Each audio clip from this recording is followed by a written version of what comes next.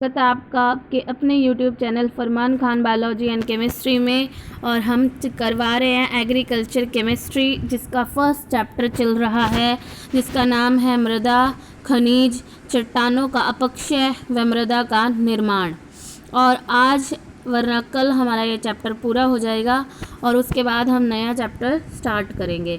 अगर आप इस चैनल पर नए हैं तो आप इस चैनल को सबसे पहले सब्सक्राइब कर लें, क्योंकि इससे पहले हमने 12 चैप्टर भी करवाया था। अब हमने फर्स्ट चैप्टर करवाया है और आगे लगातार हम एग्रीकल्चर केमिस्ट्री की वीडियो डालते रहेंगे, ताकि आप लोगों को इस पर ज़रूरी नोटिफिकेशंस मिलते रहें। इसीलिए आप इस चैनल को सब्सक्राइब कर लें। तो देखें, हमारा आज का टॉपिक है मृदा निर्माणकारी प्रक्रियाएं, यानी कि सॉइल फॉर्मिंग प्रोसेस की वे प्रक्रियाएं जिनसे क्या होता है, मृदा का निर्माण होता है। तो देखें, ध्यान से पढ़ें। कहता है मृदा निर्माणकारी प्रक्रियाएं दो प्रकार की होती है। पहली प्रक्रिया होती है प्राथमिक और दूसरी होती है विशिष्ट प्रक्रिया। इन्हें पैडोजेनिक प्रक्रिया भी कहा जाता है। मृदा निर्माण की प्राथमिक प्रक्रियाओं से मृदा में विशेष प्रकार के संस्तर बनते हैं। ठीक है, तो हमने बहुत सारे संस्तरों के बारे में पढ़ा था। जैसे हमने ओ संस्तर पढ़ा था, फिर हमने ए संस्तर, बी संस्तर, सी संस्तर, आर संस्तर। हमने मृदा के अंदर बहुत सारे संस्तरों के बारे में पढ़ा। फिर हमने ओ में भी आगे पढ़े, दो उप संस्तर होते हैं, O1 O2। ठीक है, उसके बाद ए में कितने थे? 3 थे, A1 A2 A3। फिर बी में भी 3 थे, B1 B2 B3। फिर उसके बाद सी, फिर क्या था? आर। ठीक है, तो मृदा निर्माण की जो प्राथमिक प्रक्रिया होती है उसके अंदर मृदा में विभिन्न प्रकार के संस्तर बनते हैं, जबकि गौण प्रक्रियाओं से विशेष प्रकार की मृदा परिच्छेदिका यानी मृदा प्रोफाइल का विकास होता है। तो मृदा निर्माण की जो प्रक्रियाएं हैं वो बहुत ज़्यादा इम्पॉर्टेंट हैं, ध्यान से आप लोग समझेंगे। इससे रिलेटेड हर साल क्वेश्चंस पूछे जाते हैं। फर्स्ट प्रोसेस है हमारा ह्यूमिफिकेशन। तो ह्यूमिफिकेशन क्या होता है? ह्यूमस निर्माण की जो प्रक्रिया होती है उसे ह्यूमिफिकेशन कहा जाता है। ह्यूमस निर्माण में होता क्या है कि जो पुराने कार्बनिक पदार्थ होते हैं उनके विच्छेदन की प्रक्रिया और नए कार्बनिक पदार्थों के संश्लेषण की जो प्रक्रिया होती है उसे हम ह्यूमिफिकेशन कहते हैं। ह्यूमस क्या पढ़ा था हमने कि जब हमारे जो जीवांश पदार्थ होते हैं वो विच्छेदित होते हैं तो उनके विच्छेदन से गहरे भूरे या काले रंग के जो पदार्थ थे उन्हें हमने क्या पढ़ा था? ह्यूमस पढ़ा था। तो देखो क्या कहता है, ध्यान से, ह्यूमिफिकेशन के बारे में हम पढ़ रहे हैं। तो क्या होता है ह्यूमिफिकेशन? मृदा निर्माण, मृदा कार्बनिक पदार्थों का स्रोत, इसकी ऊपरी सतह पर एकत्रित पत्तियां। मृदा में कार्बनिक पदार्थों का स्रोत क्या होता है कि ऊपरी सतह पर जो पत्तियां पाई जाती है या पौधों के अन्य भाग और मृतक जंतु हैं। इन कार्बनिक पदार्थों के विच्छेदन, कार्बनिक पदार्थों के विच्छेदन और नवीन कार्बनिक पदार्थों के संश्लेषण की संयुक्त प्रक्रिया को ह्यूमिफिकेशन कहा जाता है। तो ये ध्यान रखेंगे आप लोग। डेफिनेशन में क्या लिखेंगे? यहाँ से लिखेंगे कि मृदा में जो पुराने कार्बनिक पदार्थ होते हैं उनके विच्छेदन की और नए कार्बनिक पदार्थों के संश्लेषण की संयुक्त प्रक्रिया को ह्यूमिफिकेशन कहा जाता है। यह प्रक्रिया मृदा की सतह पर ह्यूमस परत, जिसे ओ संस्तर कहते हैं, बनाने में सहायक होती है। ठीक है, तो मैंने बताया था ह्यूमस जो होती है परत, ओ परत को बोलते हैं। इसके आगे दो भाग होते हैं, O1 और O2। O1 में अल्प विघटित कार्बनिक पदार्थ पाए जाते हैं जिन्हें हम आंखों से देख सकते हैं, और O2 में पूर्ण विघटित कार्बनिक पदार्थ पाए जाते हैं जिन्हें हम आंखों से नहीं देख सकते। तो इस ह्यूमिफिकेशन प्रोसेस के अंदर ओ संस्तर का निर्माण होता है। अब देखो, हम कार्बनिक पदार्थों का क्या करते हैं?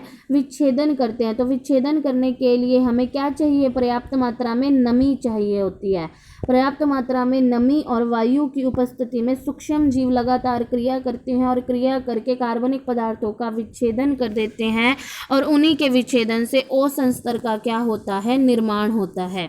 तो कहते हैं नम उष्ण प्रदेशों में सूक्ष्म जीवों की अत्यधिक सक्रियता के कारण कार्बनिक पदार्थों का विच्छेदन शीघ्र हो जाता है और ह्यूमस एकत्रित नहीं होता।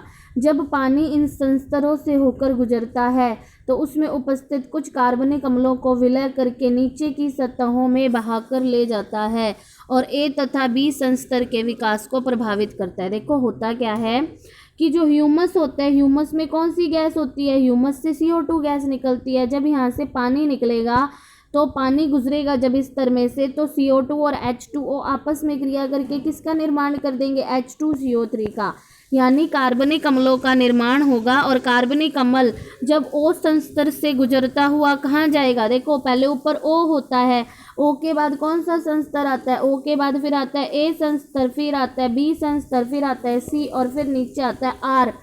अब जो जल है वो क्या होगा, CO2 को घोलता हुआ कार्बनिक अम्लों का निर्माण करता हुआ नीचे की तरफ जाता है। तो नीचे जाते समय वो A संस्तर और B संस्तर के विकास को भी क्या करता होता है, प्रभावित करता होता है। अब देखो हम बात करते हैं निक्षालन। तो निक्षालन का मतलब क्या होता है, निक्षालन का मतलब क्या होता है कि पोषक तत्व जो होते हैं उनका क्या होकर, घुलकर, पोषक तत्वों का घुलकर ऊपरी स्तर से कहाँ जाना, ऊपरी स्तर से नीचे के स्तरों में प्रवेश करना। ऊपरी स्तरों से कहाँ करना, नीचे के स्तरों में प्रवेश करना ही क्या कहलाता है, निक्षालन कहलाता है। कि जो पोषक तत्व मृदा में पाए जाते हैं वो जल के द्वारा घुलकर कहाँ चले जाते हैं, जब नीचे के स्तरों में चले जाते हैं तो इस प्रक्रिया को क्या कहा जाता है, इस प्रक्रिया को निक्षालन कहा जाता है, जिसे हम लीचिंग के नाम से भी जानते हैं। किस नाम से जानते हैं, लीचिंग के नाम से भी जानते हैं। तो देखेंगे ध्यान से, कहता है ऊपरी सतह के अवयवों का अंतःस्राव द्वारा निचली सतहों में जाने की क्रिया को निक्षालन कहा जाता है। ऊपरी सतह के पोषक तत्वों का जल के साथ घुलकर नीचे की सतहों में जाना, ये क्या कहलाता है, निक्षालन। निक्षालन का अर्थ धुलाई से भी है। ऊपरी सतहों का निक्षाली संस्तर भी कहा जाता है। इसने ढंग से नहीं लिखा, ऊपरी सतहों को निक्षाली संस्तर भी कहा जाता है। अगर हमसे पूछा जाए तो निक्षालित संस्तर कौन सा होता है, B2 नहीं, A2 संस्तर को क्या कहा जाता है, निक्षालित संस्तर कहा जाता है। इसके बारे में हमने पहले पढ़ा भी था, अगर आप लोगों को ध्यान हो।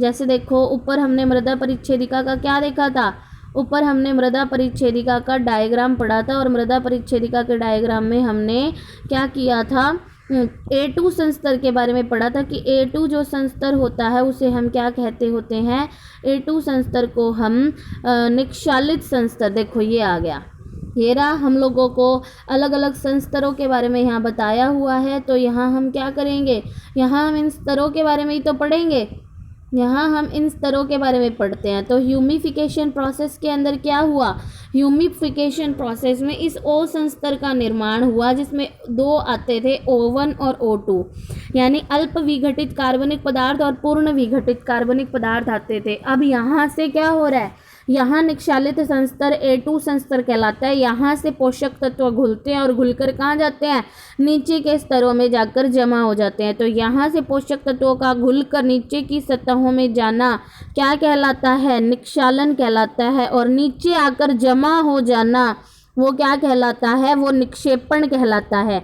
तो निक्षेपित संस्तर के बारे में अगर बात की जाए तो B2 संस्तर को क्या बोला जाता है, निक्षेपित संस्तर बोला जाता है।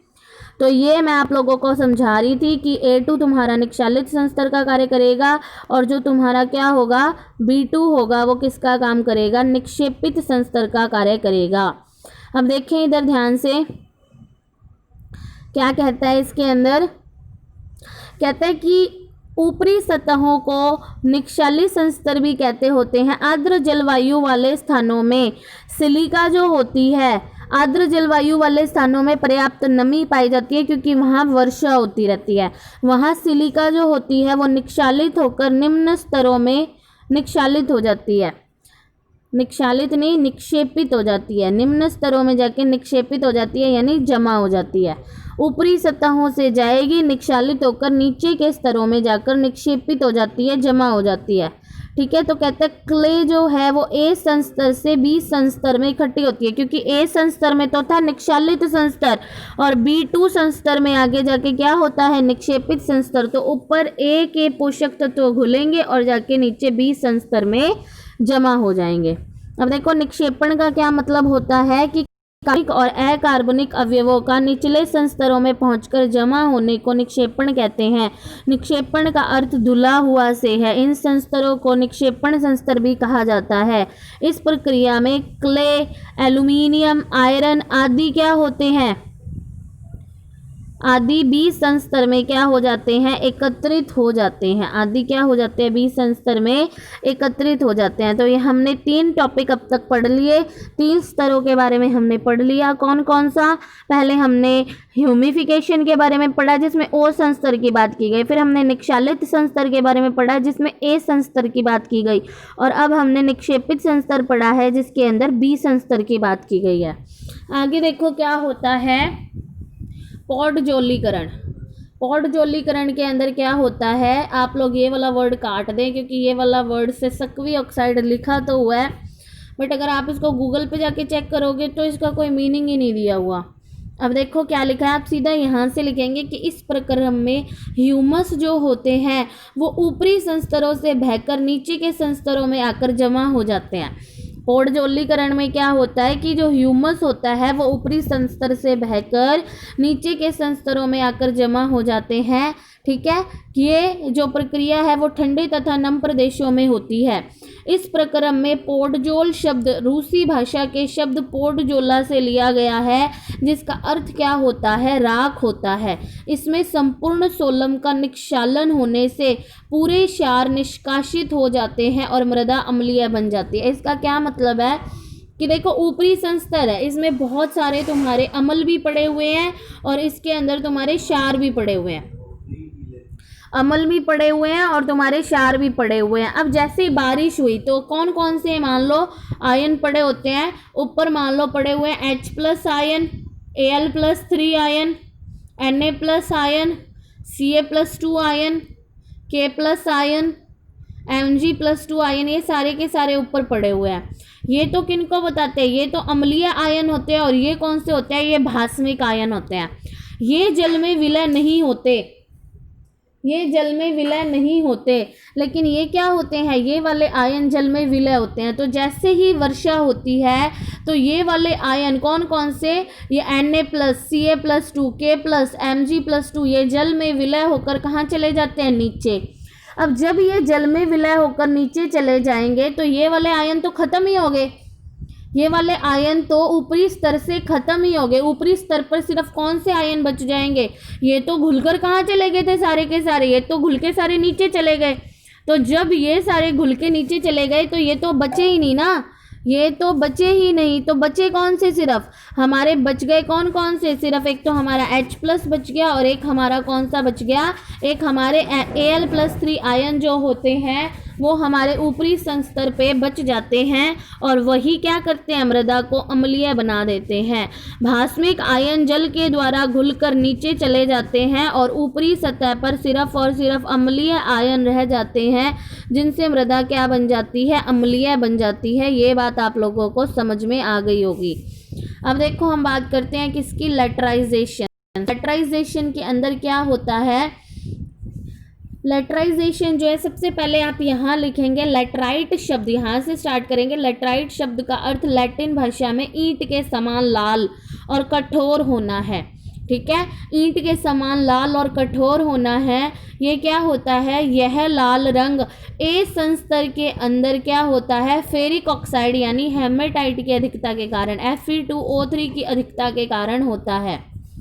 अब होता क्या है, देखो होता क्या है इसके अंदर, इस प्रक्रम में Fe और Al क्या होते हैं, Fe और Al ऊपरी स्तरों में रहते हैं। Fe और Al कहाँ रहते हैं, ऊपरी स्तरों में रहते हैं और सिलिका जो होती है वो नीचे के स्तरों में चली जाती है। इस प्रक्रम में Fe और एल्यूमिनियम ऊपरी स्तरों में रहते हैं और सिलिका क्या होती है, नीचे के स्तरों में चली जाती है। इनसे बनने वाली मृदाएं क्या होती हैं, अम्लीय होती हैं। ठीक है, ये मैंने आप लोग को बता ही दिया कि लेटराइट शब्द लैटिन भाषा के शब्द लिया गया है। लैटिन भाषा में ईंट के समान लाल और कठोर पदार्थ को लेटराइट बोला जाता है। उसके बाद देखो नीचे क्या लिखा हुआ है, ये मृदाएं उष्ण तथा अर्ध उष्ण प्रदेशों में पाई जाती है, जहां उच्च तापमान और भारी वर्षा निरंतर होती रहती है। वहां की मृदाओं में कार्बनिक पदार्थ एवं मौलिक चट्टानों का अपक्षय व निक्षालन अत्यधिक होता है, जिसके परिणाम स्वरूप सिलिका और जो क्षारीय पदार्थ होते हैं वो निक्षालित होकर निम्न स्तरों में यानी नीचे के स्तरों में चले जाते हैं और ए संस्तरों में सेसक्वी ऑक्साइडों की अधिकता हो जाती है। ठीक है, इससे इन मृदाओं का रंग लाल से बादामी हो जाता है। यहाँ सेसक्वी ऑक्साइड जो वर्ड है वो अम्लीय ऑक्साइड के लिए यूज़ किया गया है, क्योंकि सिलिका और क्षारीय पदार्थ तो घुलकर कहाँ चले गए, नीचे के स्तरों में रह गए और ऊपरी स्तरों पर सिर्फ और सिर्फ अम्लीय पदार्थ बच जाते हैं। तो यहाँ सेसक्वी ऑक्साइड अम्लीय ऑक्साइडों के लिए यूज़ किया गया है। ठीक है, आगे देखो कैल्सीकरण। कैल्सीकरण के अंदर क्या होता है, कहता है कि मृदा के ऊपरी स्तरों में कैल्शियम कार्बोनेट के संचलन अथवा अवक्षेपण की प्रक्रिया को यानी जब कैल्शियम कार्बोनेट जो होता है वो क्या होता है, ऊपरी स्तरों में जमा, अवक्षेपण का मतलब होता है जमा हो जाना। ठीक है, तो क्या लिखोगे, ऊपरी स्तरों में कैल्शियम कार्बोनेट के जमा होने की प्रक्रिया को, अवक्षेपण की प्रक्रिया को क्या कहा जाता है, कैल्सीकरण कहा जाता है। इसमें CaCO3 के संचयन से, कैल्शियम कार्बोनेट के संचयन से कैल्सी संस्तर का निर्माण होता है। जब जड़ों के पास CO2 ज़्यादा होती है तो वो पानी के साथ कैल्शियम से क्रिया करके कैल्शियम कार्बोनेट का निर्माण करती है। ध्यान से देखो, इसके अंदर क्या लिखा हुआ है कि देखो जो CO2 है उसने H2O के साथ क्रिया करके H2CO3 यानी कार्बोनिक अम्ल का निर्माण कर लिया। ये कार्बोनिक अम्ल जब किसके साथ क्रिया करते हैं, कैल्शियम आयनों के साथ क्रिया करते हैं तो कैल्शियम बाइकार्बोनेट का निर्माण करते हैं। कैसे, जैसे देखो ये मैंने ले लिया H2CO3, इसको मैं ऐसे लिख सकती हूँ HHCO3। HHCO3 कितने HCO3 ले लिए, 2 H2CO3 ले लिए। तो 2 H2CO3 की अभिक्रिया कैल्शियम +2 के साथ करवाई जा रही है। तो इसको अगर मैं तोड़ना चाहूँ तो इसको मैं ऐसे तोड़ सकती हूँ, किस किस में, H2CO3 को मैंने इसमें तोड़ दिया। किस किस में तोड़ दिया, यहाँ से ये बंद हटा दिया मैंने, यहाँ से ये वाला बंद हट जाएगा, ऐसे ये यहाँ से बंद हटा दिया और इसको किस में तोड़ दिया मैंने, H+ और HCO3- में तोड़ दिया। इसको भी मैंने H+ और HCO3- के अंदर तोड़ दिया। तो हमने इसको H+ और HCO3- में तोड़ के कैल्शियम के साथ जब क्रिया करवाई तो क्या होगा, देखो यहाँ से जो H+ और HCO3- बना था, फिर ये H+ और HCO3- बना था, इसकी हमने कैल्शियम +2 के साथ जब क्रिया करवाई तो ये दोनों तो मिलकर क्या बना लेंगे, ये दोनों तो मिलकर बना लेंगे CaHCO3 की ट्वाइस, कैल्शियम बाइकार्बोनेट का निर्माण हो गया। और ये दोनों जो हैं H+ और H+2H+ की फॉर्म में यहाँ लिखा हुआ है, ये हाइड्रोजन गैस के रूप में निकल जाएंगे। देखो ये प्लस का 2 कैल्शियम अंदर चला गया, यहाँ से इन्होंने क्या किया, इस H+ आयन को हाइड्रोजन गैस के रूप में रिमूव किया है। पर आप चाहो तो इसको 2H+ की फॉर्म में, यहाँ H2 नहीं आना चाहिए था, यहाँ H2 अगर आता है तो उसको गलत माना जाएगा, क्योंकि रिएक्शन यहाँ पे संतुलित कैसे हो गई, आयन जब अंदर गया है तो आयन ही तो बाहर निकलेगा। तो यहाँ पे आप H2 मत लिखना, यहाँ आप 2H+ लिख लेना। क्या लिख लेना, 2H+ लिख लेना। तो यहाँ पे कैल्शियम बाइकार्बोनेट का निर्माण हो गया और यहाँ पर किसका निर्माण हुआ, साथ में 2H+ का निर्माण हुआ। अब ये कैल्शियम बाइकार्बोनेट किसके साथ क्रिया करता है, जब CO2 गैस के साथ क्रिया करता होता है तो क्या होगा, देखो यहाँ से CaHCO3 की ट्वाइस, ये दे लिया हुआ है CaHCO3 की ट्वाइस, इसकी CO2 के साथ अभिक्रिया करवाई जा रही है। तो इस CO3 को तो मैंने यहाँ ले लिया, देखो इस CO3 को तो हम क्या करेंगे, यहाँ से मैंने ये कैल्शियम निकाला, यहाँ से मैंने ये CO3 निकाला, क्या निकल गया, हमारा निकल गया कैल्शियम कार्बोनेट। अच्छा जी, अब पीछे बच क्या गया, अब हमारा ये बच गया तुम्हारा, एक तो H बच गया, एक HCO3, यानी क्या बच गया, H2CO3। H2CO3 को हमेशा किस में तोड़ा जाता है, H2O + CO2 में। इस बात का रट्टा मार लो कि H2CO3 ये जो बचा हुआ है ना, एक तो हमारा क्या बचा हुआ है, एक तो हमारा ये H बचा हुआ है, ये वाला H, और एक हमारा ये HCO3 बचा हुआ है, तो मिलके क्या बना रहा है ये H2CO3। देख सकते हो, ये देखो H2CO3 किस किस से मिलकर बना होता है, H2O और CO2 से मिलकर बना होता है। तो ठीक है, एक हमारा H2O बन जाएगा, एक हमारा CO2, एक CO2 पहले से पड़ी हुई है, तो कितनी CO2 बन जाएंगी, 2 CO2 बन जाएंगी। इस तरीके से ये रिएक्शन की गई है। तो इन मृदाओं का निर्माण क्या होता है, अधिक शुष्क एवं कम वर्षा वाले स्थानों से होता है तथा घुलनशील भस्म निक्षालित होकर नीचे के संस्तरों में चले जाते हैं। तो ये हमारा कौन सा प्रक्रम चल रहा था, कैल्सीकरण प्रक्रम चल रहा था। कैल्सीकरण प्रक्रम में हमने क्या पढ़ा, कहते हैं कि जो कैल्शियम कार्बोनेट है उसका संचयन होना, उसका जमा होना, ऊपरी संस्तरों में कैल्शियम कार्बोनेट का जमा होना क्या कहलाता है, कैल्सीकरण कहलाता है। ठीक है, अब देखो आगे हम बात करते हैं डीकैल्सीकरण की। तो डीकैल्सीकरण के अंदर क्या होता है, डीकैल्सीकरण होता है कैल्शियम कार्बोनेट, जो जमा हुआ कैल्शियम कार्बोनेट है उसका वापस क्या हो जाना, उसका वापस सतह से हट जाना, उस CaCO3 का निष्कासन हो जाना। तो कहते हैं मृदा संस्तरों में से CaCO3 का पूर्ण रूप से निष्कासन हो जाना, हट जाना। पहले तो जमा होता था तो उसको कैल्सीकरण बोला गया था, अब उस सतह से हट जाना क्या कहलाता है, डीकैल्सीकरण कहलाता है। ये ज़्यादातर आर्द्र प्रदेशों में देखा जाता है। तो इसके अंदर रिएक्शन करवाई हुई है कि वो जो कैल्शियम कार्बोनेट ऊपर बना था, जब वो किसके साथ क्रिया करता है, जल और CO2 के साथ क्रिया करता है, तो वो कैल्शियम कार्बोनेट की जगह कैल्शियम बाइकार्बोनेट में बदल जाता है।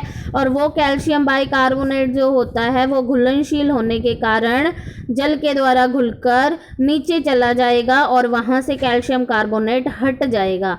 तो इस तरीके से क्या होता है, देखो पहले कैल्शियम कार्बोनेट अघुलनशील अवस्था में था, लेकिन जब उसने जल और CO2 के साथ क्रिया की तो उसने कैल्शियम बाइकार्बोनेट का निर्माण कर लिया।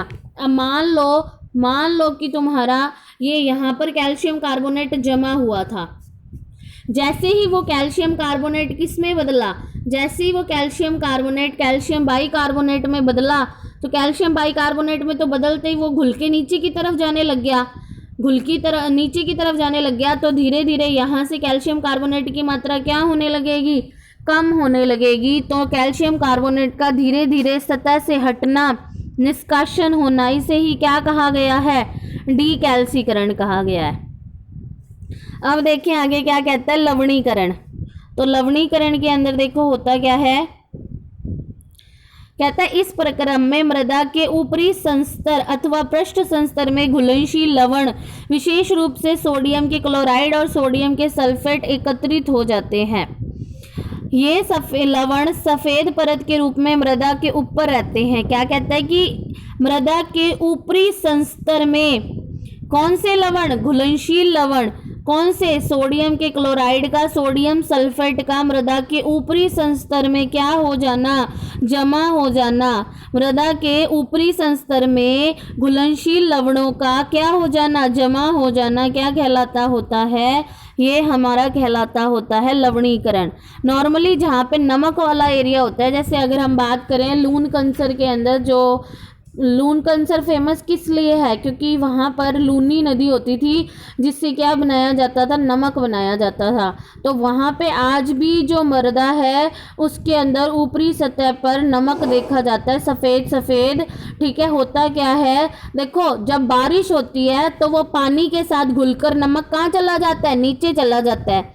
लेकिन जब तुम्हारी बारिश ख़त्म हो जाती है और धूप पड़ती है, तो धूप पड़ने के साथ वो जो पानी जो नीचे घुलकर गया था वो भाप बन के ऊपर उठता है, और भाप बन के जब वो ऊपर उठता है तो भाप के साथ उसमें जो घुले हुए जो नमक के लवण थे, नमक था, वो भी भाप के साथ कहाँ आता है, ऊपर आ जाता है। और ऊपर आ जाता है तो ऊपरी सतह पर ऐसे सफ़ेद सफ़ेद परत जमा हो जाती है। तो कहता है कि ऐसा किस कारण होता है, ऐसा होता है जब मृदा में जल का स्तर ऊंचा होता है, मतलब जब जल काफ़ी ऊंचाई पर हो, तो जब उसके ऊपर क्या पड़ेगी, धूप पड़ेगी, तो धूप पड़ने से वो पानी भाप बन के ऊपर उठेगा, और भाप बन के ऊपर उठेगा तो ऊपर की तरफ नमक जो होगा वो सफ़ेद परत के रूप में इकट्ठा हो जाएगा। तो ये मृदा में जल स्तर का ऊंचा होना, जल निकास का उपयुक्त ना होना, क्योंकि जब जल निकास नहीं होगा तो पानी भरा रहेगा ज़मीन में, और जब पानी ज़मीन में भरा रहेगा तो धूप पड़ते ही, प्रकाश पड़ते ही वो भाप बनकर ऊपर की तरफ उठता है, और ऊपर की तरफ उठता है तो उसमें जो घुले हुए लवण होते हैं वो भी ऊपरी सतह पर आकर क्या हो जाते हैं, जमा। तो एक तो जल स्तर का ऊंचा होना, एक जल निकास का उपयुक्त ना होना, और सिंचाई जल में घुलनशील लवणों की अधिकता होना, ये सब कारण होते हैं जिनसे लवणीय मृदा का निर्माण होता है। लास्ट पॉइंट देखें हमारा पैडोटर्बेशन। तो पैडोटर्बेशन क्या होता है, मृदा के विभिन्न विकसित संस्तरों का आपस में मिश्रण होकर मृदा निर्माण करना पैडोटर्बेशन कहलाता है। कि मृदा में विभिन्न प्रकार के विकसित संस्तरों का आपस में मिलकर क्या करना, मृदा का निर्माण करना पैडोटर्बेशन कहलाता है। सभी मृदाओं में विभिन्न संस्तरों का सम्मिश्रण होता है। ये क्रिया जंतुओं द्वारा दीमक, केंचुए, चींटी एवं गाद बनाने वाले जंतु, वनस्पतियों व क्ले के संकुचन और फैलने के मिश्रण के कारण होता है। तो हमारा ये आज का टॉपिक ख़त्म हो गया। आई होप आप लोगों को समझ आया होगा। अगर आप लोगों को समझ आया तो इस वीडियो को लाइक कर ले। ये बहुत ज़्यादा इंपॉर्टेंट टॉपिक था। इसके अंदर जितने भी पॉइंट है सारे के सारे पेपर की दृष्टि से इंपॉर्टेंट है। पेपर में इनकी डेफिनेशन पूछी जा सकती है। 1 या 2 बार पढ़ने से आप लोगों को याद नहीं होगा। इन टॉपिक्स को आपको बार बार पढ़ना पड़ेगा। ये 9 के 9 पॉइंट आप लोगों को अच्छे से याद होने चाहिए। बहुत ही ज़्यादा इम्पॉर्टेंट पेज है ये आप लोगों के लिए। तो आप इसको अच्छे से नोट्स बना लें, अच्छे से इसको याद कर लें। अगर आपको कोई भी दिक्कत है तो आप हमें कमेंट बॉक्स के अंदर बता सकते हैं। और आप इस चैनल को नए हैं तो चैनल को सब्सक्राइब ज़रूर कर लें। धन्यवाद।